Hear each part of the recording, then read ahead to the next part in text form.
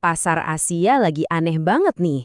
Tanggal 22 April 2026, kita lihat sinyal yang campur aduk.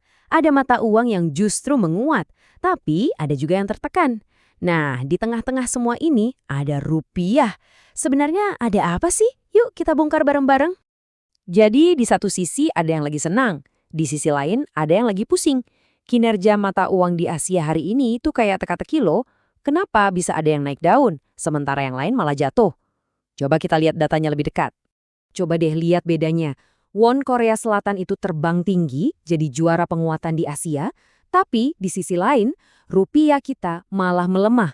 Perbedaan yang drastis ini nunjukin ada kekuatan super besar yang lagi bermain di pasar global. Nah, ini dia pertanyaan kuncinya. Sebenarnya, apa sih yang lagi terjadi di panggung dunia sampai bikin pasar terbelah begini? Dan yang lebih penting lagi, kenapa rupiah yang jadi salah satu korbannya? Jawabannya ternyata datang dari Washington. Semua mata lagi ngeliatin calon bos baru Bank Sentralnya Amerika, The Fed. Komentarnya, itu yang bikin pasar global jadi heboh. Kevin Warsh, coba deh ingat-ingat nama ini. Waktu dia ngasih kesaksian di depan Senat AS buat jadi kepala The Fed, itu bukan sekedar formalitas biasa.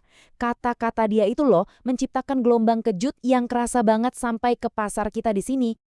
Warsh ini nggak main-main loh, dia minta ada perombakan total dalam cara The Fed bekerja. Ini tuh sinyal kalau ke depannya kebijakannya bakal lebih agresif dan lebih susah ditebak buat ngelawan inflasi. Nah, di dunia keuangan, sikap kayak gini disebut hawkish. Bayangin aja kayak elang yang matanya tajam. Prioritas utamanya cuma satu, jinakin inflasi. Kalaupun resikonya ekonomi jadi sedikit melambat gara-gara bunga naik, ya itu resikonya. Oke, mungkin Anda mikir cuma satu orang ngomong di Washington, kok bisa sih ngaruh ke kita di Asia? Jawabannya ada di satu mata uang, dolar Amerika Serikat. Angka ini, 98.342, ini semacam potret kekuatan dolar AS waktu itu. Begitu Warsh selesai ngomong, indeks ini langsung melonjak. Artinya, dolar tiba-tiba jadi raja di pasar mata uang dunia. Logikanya sebenarnya simpel banget. Kalau ada janji suku bunga di AS bakal lebih tinggi, ya investor dari seluruh dunia pasti tertarik banget buat pegang dolar. Imbal hasilnya lebih gede kan? Akibatnya, semua orang beli dolar. Dan sesuai hukum pasar, harganya jadi makin kuat. Nah, sekarang ayo kita lihat gimana ceritanya gelombang penguatan dolar ini akhirnya sampai ke Asia. Dan secara khusus, bikin nilai tukar rupiah jadi goyang.